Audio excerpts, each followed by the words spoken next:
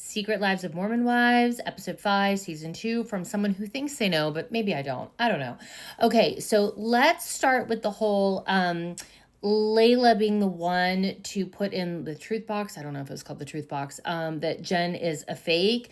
Totally producer driven. I don't know if they thought that they needed to give Layla more of a storyline, but nobody was going to write in that box, Jen is a fake. They wanted to obviously stir up drama. Now, relating back to Jen and the whole Zach thing with Ben Affleck being related, I truly believe in the bottom of my heart that Jen was told for years that they were somehow related, but their family probably was slightly embarrassed to have her on TV being like, we're related to Ben Affleck. And they're like, you need to change that. So now Zach's on there being like, she's insane. And Jen's like, hold on a second. I do think that that's kind of what's going on. But furthermore, the whole storyline with Jen being fake and lying, and her being really upset and going to fight with Demi and Jesse, your husband is calling them. They being production, has him calling them and giving them dirt on you. So then he can turn around and be the hero saying like, these girls, meaning the show, is mean to you and you need to leave. It all feels very meta to me, where it's like different layers that are all kind of relating back to the same thing.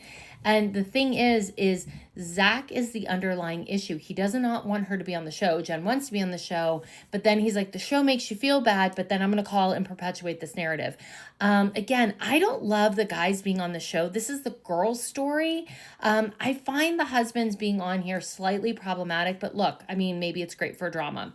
The other thing I am going to say, what I find very interesting is all of the girls in their interviews, confessionals, talking heads, whatever you want to call it, the part that they intersperse with the reality where they're talking directly to camera. First of all, whoever's doing their lighting, chef's kiss.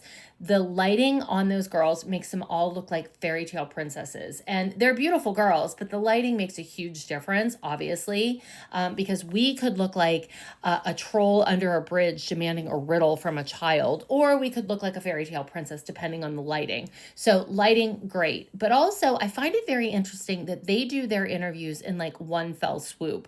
And the reason I know that for the entire season, they're doing them all together is because they're in the same outfits, which first of all, that's really hard to remember everything. And second of all, that tells me that a lot of their interviews, production is giving them pickups, and pickups are essentially where they are giving sound bites that perpetuate whatever story is production is telling.